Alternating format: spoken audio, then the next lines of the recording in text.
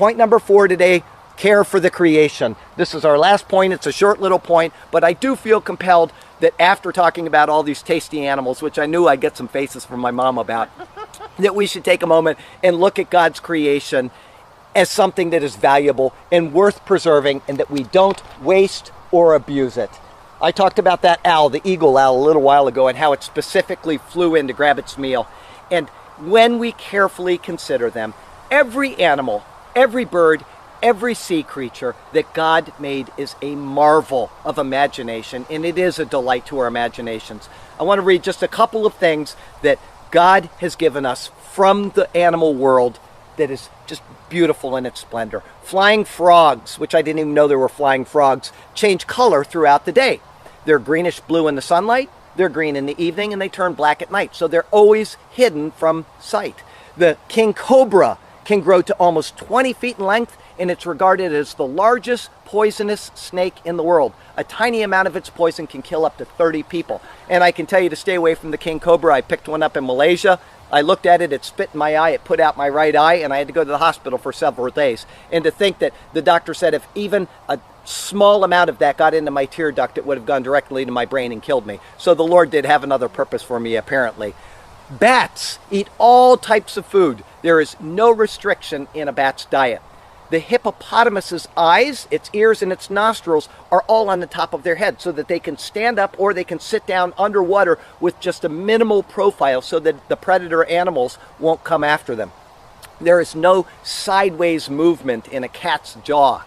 Armadillos have 4 babies at the same time, and they're all the same sex. They are perfect, identical quadruplets.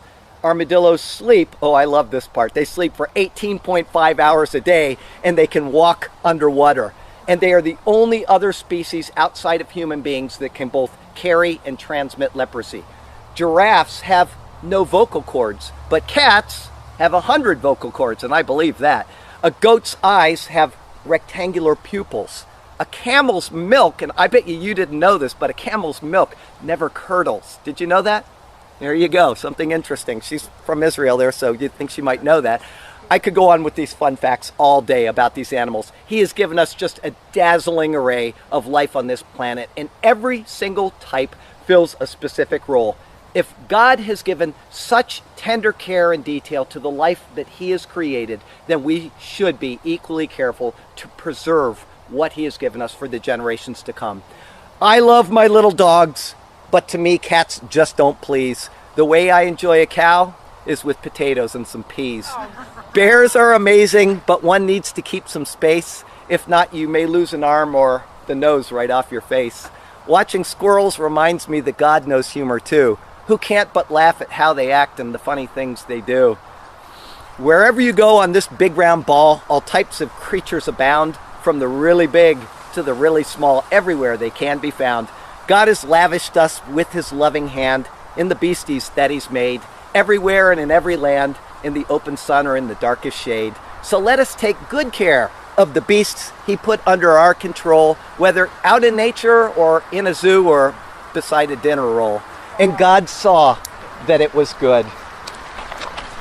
This is the middle, by the way, of the last day of creation, the first Friday on earth, which is the 6th day of creation.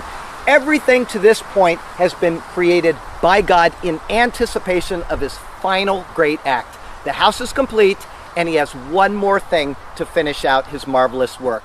And we